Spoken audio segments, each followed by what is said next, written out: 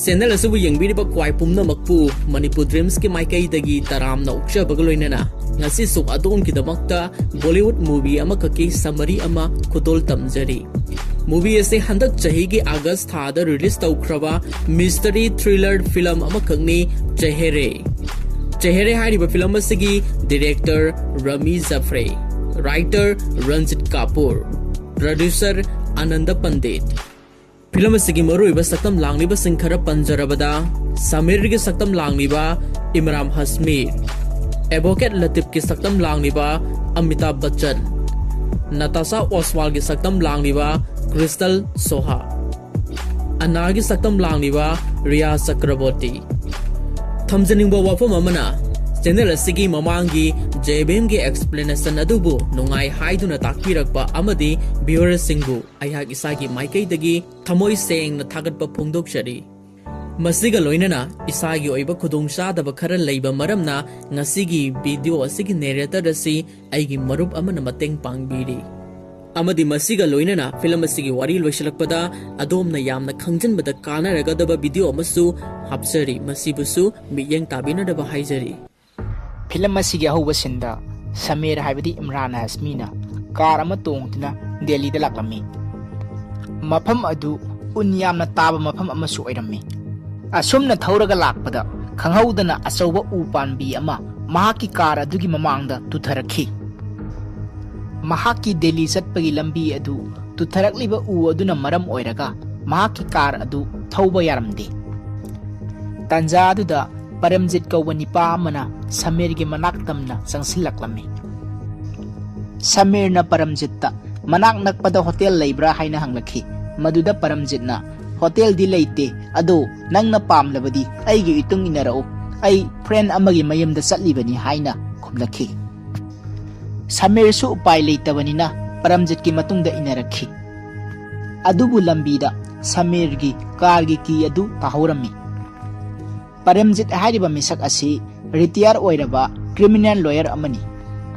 Mahakna Samir bu puduna lakleba imung aduna retire oiraba judge amagi mayumdani. Mathangi sinda Samir judge adugi mayumda Paramjit ki loinana yauraklami. Imung aduda lairamliba mi ayamba court ki loga mari lainaba mi ngakta oirami. Imung aduda Hariya kauba hanuba amalerami. Mahaksi court na mara leire haiba Miyoi singbu heng tauduna hatpa misakni. Aduta natana Anna kaubi nupi masuleramki. Mahaksu lotam libi nupini. Hariba miyoi sing asina Samir bu fajana welcome taubiramki. Samir hariba misak asi advertise company amagi CEO ni. Mahak na mahaki maramda jas adugi imungda lairamliba miyoi singda loinamak tamlami. Mathangi sinda Samir gi khongraw adu chotpana maram oiraga washroom da laklami. Mahakna washroom manakta leramba atopa khongraw ama hongdokhi. Adudagi Samir na Anabu butterfly gi gift ama supirami. Butterfly adu ubada Anna angawbi amagi matawgum noklami. Tasengbadi Anna matam kharagi mamangda kanagumba amana rape tawbikhiba nupi amani. Hairiba rapist adu Anagi mabung zona hatoklami. Jo hariba misak asisu mi halubagi jailda lairuraba miyoi amani. Tanja aduda Latif su judge adugi imungda thunglamki. Latif hariba misak asisu yamna maming satpa retire oiraba criminal lawyer amani. Latif na hek sanglakbaga yamna haisingna hanglakhi. Kadai satkre paisa paiba Delhi gi nipa adu. Wahang adu tabda hana imung aduda lairamliba lawyer Paramjit amadi judge yamna ngakpa phauraduna hairakhi. Nang di nupa adu Delhi dagini amadi paisa pai haibasi matau karamna khanglibano. Latif na Samir gi kahauba car gi ki adu khulakhi. Car adu gi number adu yengbada Delhi dagini haiba khangki. Asida sunattana Samir na chole haiduna yamduna thamliba branded oiraba firol sing adu ubadagi paisa paiba misak amani haina khangi haina hairakhi. Asumna makoina wari sanaringaida Samir su makoigi manakta changsilaktuna phamtharakhi aduga hairakhi. Ai hana yamna apikpa thabak kaya amarom taromki. Adubu ngasidi aina kanna hona zamanbadagi asawa misak amadi oiba ngamjare. Ai paisa yamna paiba apawa businessman ama oire haina Samirna masana masabo thagatjarkhi. Madudagi Samirna khanghauduna surb ama thaglakhi. Latifna Samirgi atangba churup packet adu urami. Packet aduda with love from Annu haina thabadu ubada Latifna Samirda masi nangi webna pirakpra haina hangki. Maduda Samirna natte sidi aigi girlfriend na gift torakpani haina khumki.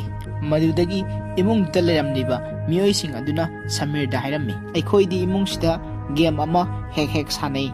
Hairiba game asida aikoi lawyer ani subata natana just amasu leibanina mamangda haukraba case makhal kaya ama amuk nauna puthokduna asengba achum aran hangdokmine. Hairiba game asi yamna nungai haina makoina Samirda tamki. Maduda Samirna aidi game asi yauningde nakoina sanabdu oina yengke haiki. Adubu anana game asida Samirbo yauksinaba giri taksilakpadagi Samirsu yarammi. Madudagi makoina Samirda game gi rules sing taklammi. Game asida nangsi naraleraba misak amani haina sagadabani. Nangi namak support taunaba paramjina nangi defense lawyer oigani amasung Latifna nangi against lawyer oigani. Wafam sing asi karaba matungda Samirna Latifta hairaki. Aidi punsida iral amata leitri aduna aigi iral puthoknaba honabada aigi against lawyer khara wana thokani. Madudagi Latifna Samirgi family gi matangda hangba horaki. Samirna aigi web amaga isa amaga lei hairaduna magi phone lock adu hangdoktuna masagi photo adu ulakhi. Matang asida Latifna Samirgi phone gi password adu munna yenghoramki. Samirna makha tarakhi. Ai hana advertise company amada apikpa posta thabak torami. Matam khara leiraga aigi boss sikhirami. Madudagi aibu company asigi CEO oina post pibirakhi. Madudagi Latifna Samirda nangi boss laikhidabada nangdi nungaitaba phaudabara haina hanglakhi. Samirna boss hinglingaida yamna phalamde aikhoina afaba thaba ama tawbada aikhoibu appreciate tawbigani khangde maram asina aikhoina mahakpu laikhidabada nungaitaba phauba karisu laikhide. Asida sunatana mahakti aikhoibi yamna thina saigan misak amasu oirammi amasung mahakti suti lawbada yamna maru oibada amuk khaktamak lawrammi. Wafam adu tabada Latifna khudong saba lawraduna nangi boss sikhibada nungaitaba phawbasu utte ma sikhibadagi nangdi company gi CEO oibasu phangle aduna nangi boss adu nangna soidna hatpa oiramgani haina Samirda maran bisilakhi. Latif ki wafam adu tabada Samir sawba horakhi. Magi defense lawyer paramjitna kaisu pakhatkanu case ase khoina soidna mai pakani haina themjin bikhi. Madudagi makhoi dinner taunaba atopa room amada lakhi. Room adudasu Latifna Samirda nangi boss adu kamaina hatokhrino asengmadu hayu haina hanglakhi. Maduda Samirna sawraduna hairaki. Boss sikhibadagi aina CEO yam laina oya phangkhiba leite aikhoi ahumgi manungda select tawbada aina khwaidigi phaba matik saba candidate ama oibadagi aina CEO oiba phangjakhibani haina khomki. Madudagi Latifna Samirda nangi laikhidraba boss ki loina biki maming kari kawi haina Samirda hanglakhi. Samirna Natasha Oswal. Latifna Natasha Oswal shortcut ta Annu haibasi nangi syrup ki packet ta thakibaduni masina takpadi maman yamlaba syrup ki packet adu Natasha na nangolda grip tawrakpani natra. Masidagi Samirna Natasha gi wari liba amuk haurakhi. Noma Samirna night club ta satpa matamda ju sathina ngawrabi nupi amagi earring tahawba thengnakhi. Earring adu pige khanduna Samirna nupi adugi manakta sangsilakhi. Haiba nupi asini Natasha hairisi. Madudagi Natasha na earring adu lauraba matungda mahaki car adu thauge tawbada Samirna hairakhi. Nangdi nasa asi aina yengbada car thauba ngamgani haiba thajade ai mateng tawbirakke yagadra haina hanglakhi. Natasha na hoi haibadagi Samirna mahakpu mayumgi lambida car adu tharoklami. Adubu lambi tangkai yorakpada Natasha na mayumda satpa talli mahaki farmhouse da oina satsi haibadagi farmhouse da oina laklami.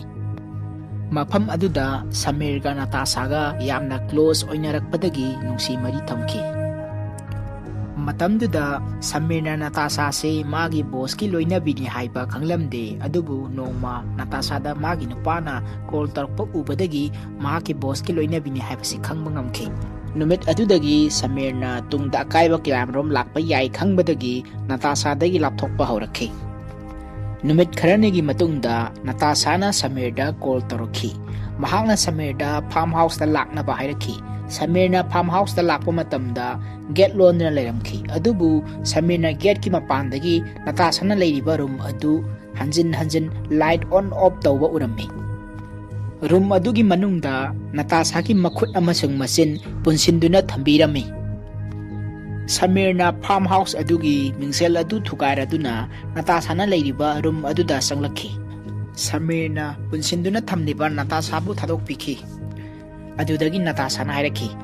Aibu imung asida matam ayambada aigi husband na aibu ot leibiduna thambikhi. Yamna thina phubi ai khangba yamna ware. Wafamsing asi tabada latipna Samirda hanglakhi. Natasagi warisinglo tabada nangi boss da nangna sauningba pokhibra. Samirna matamduda karigumba aigi bossi aigi mangda lairamba thoklabadi aina sungsai soidina hatke haina khankhi. Adubu aina aigi boss po hatkibadi leite. Aigi boss di masagi laina heart attack na maram oiraga laikhidabani. Hairiba matam adu aigi boss di sutida laiba matam oirami. Aina boss ki manakta file ama pige haiduna lakhi. Adubu boss di golf sanaduna lairami. Magi golf sanabagi ahanba shot adu hek loibaga mahak heart attack torakhi. Khudakta aikhoi mayamna doctor kaunaba honakhi. Adubu mahak doctor laktingai gi mamangda sibena hankhi. Madudagi latipna Samirda hairakhi. Suti pangna laudaba nangi boss na suti laurisina takpadi mahaki masa adu sathina ngamdre haibani. Nanga Natasaga farmhouse da ihan hana thengnakiba numit aduda magi husband adu heart patient ni haibasi mahakna nangonda sungsoi soidna khangallamgani. Madugi khudong saba adu lauraga nanga Natasaga na aron mari ama thambagi video recording ama lauraga video adu nangi boss da uhallaga mahak heart attack tawhanduna senbani natra. Latipna Samirda makha tarakhi.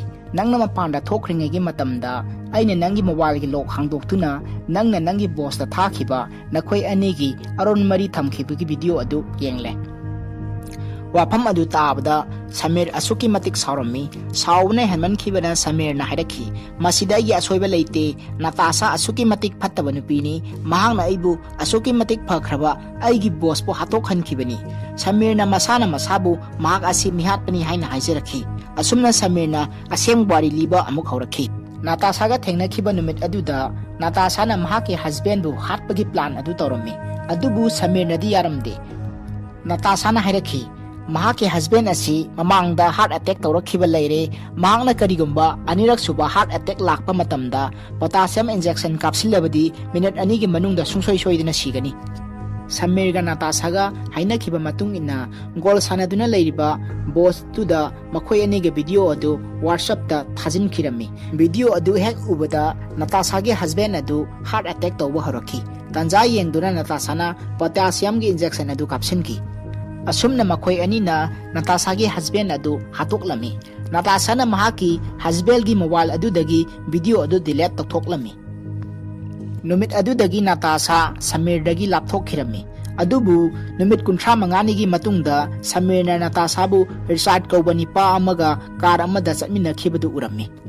Samirna makhoi anigi matungda inarakhi. Natasana nupa aduga loinana farmhouse da sangkhirami. Makhoi ani zu thaktuna nungaina lerami.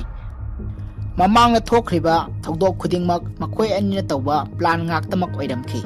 Natasana Samirsi magi husband gi office da job tawi haiba khangbadagi use tawbiba oiramkhi.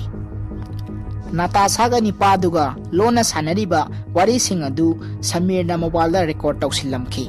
Asumna Samirna makhoi gi video adugi matengdagi blackmail tawba horakhi. Samirna Natasada karor ahum piu haina demand tawba horakhi. Mahangna Natasagi tanglaba surup packet amasung car gi ki adusu numit aduda lawkhi.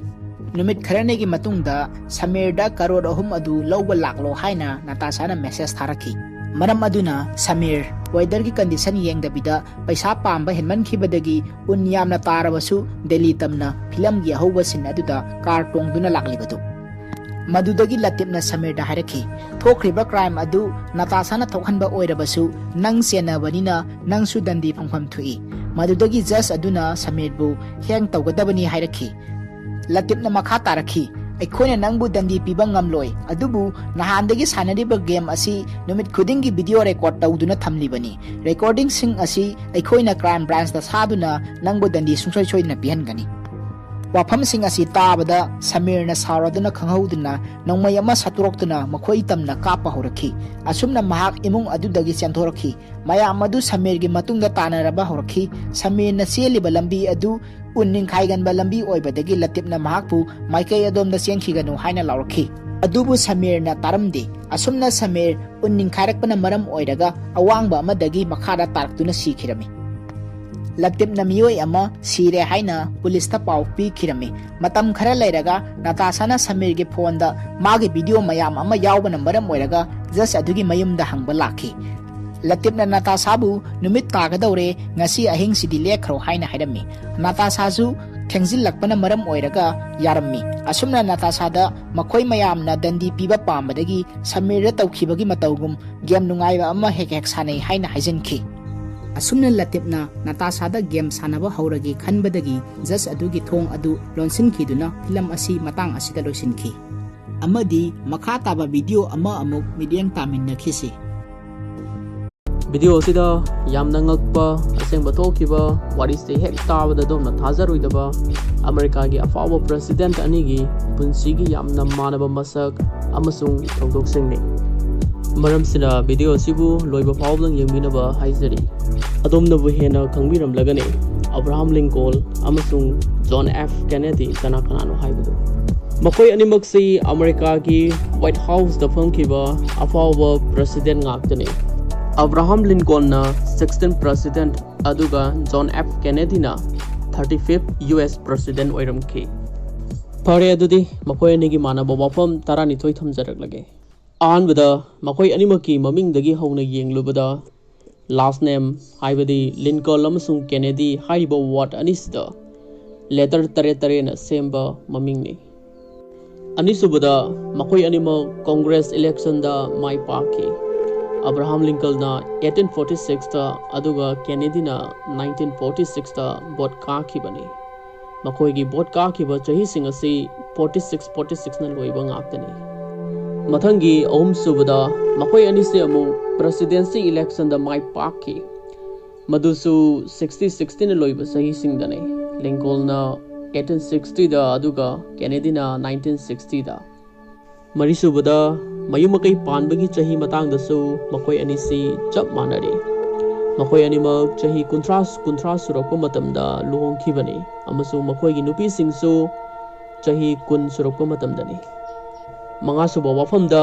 makoi anina White House da leiringaida machanupa amamam lekhide tasena makhairabada mabanimak angang mari gi mapa oikhi Taruk subada makoi animaki doctor singi maming si chap mane Dr. Animal Charles Step haina kawi Tare subada Abraham Lincoln gi private secretary gi maming John Nicolay kawi aduga John F Kennedy gi private secretary gi maming na Evelyn Lincoln haina kawi Nepal subada makoi animaki misisu yamna manari makoi irai nubita nongmaina kaptana hatkibani Mabanimak makokta nongmai maru pandana seki madusu makoi gi nupi singi mamang makta da hatkibani mapal subada makoi ani bu hatkiba mioi singsi southern masa ngaktani mihatpa ani dugi mamingdi Abraham Lincoln buna John Wilkes Booth ko mioi sina hatki aduga John F Kennedy buna Lee Harvey Oswald ko misak sina hatkibani hariba maming anisi chap manaba letter masing taramanga na semle Tarasubada Abraham Lincoln bu hatkiba mioi edu theater dagi chen khraga warehouse amada lotki aduga Kennedy bu hatkiba mioi eduna warehouse dagi chen khraga theater amada lotkibani makoi anima trial tawdana mapam damakta da noina kaptana hatki taramatoi subada makoi anima ki hek matungda president oikibase Johnson ko ba mioi singni Abraham Lincoln buna Andrew Johnson aduga John F Kennedy buna Lyndon B Johnson kawi taranithoi subada successor oikiba makoi anisigi pokiba chahida yenglurabasu zero aina loinamak loiri हाइबदि Andrew Johnson 1808 दा पोखी अदुगा Lyndon B Johnson 1908 दा पोखी बने असुमना Abraham Lincoln अमसुंग John F Kennedy गी यामना मानब पुंसी गी मसक अमसुंग थौदोक सिंगसी येंगलुबदा मालेम गी मियामदा अंगकपा अमा ओइरी मखोय अनिसिबु मियोय अमा खक्तरा जॉन एफ केनेडी से अब्राहम लिंकन गी चही सामगी मतुंगदा पोलकपा मपोक अमरा हाइदुना ngasi फावबा चिंगनबा पोकनरी ngasi gi video sibu kamdau bi bage haibadu comment section da thambiramu amadi mathangi yamna nungairaba movie amagi explanation su athuba matamda khudol tamjaragani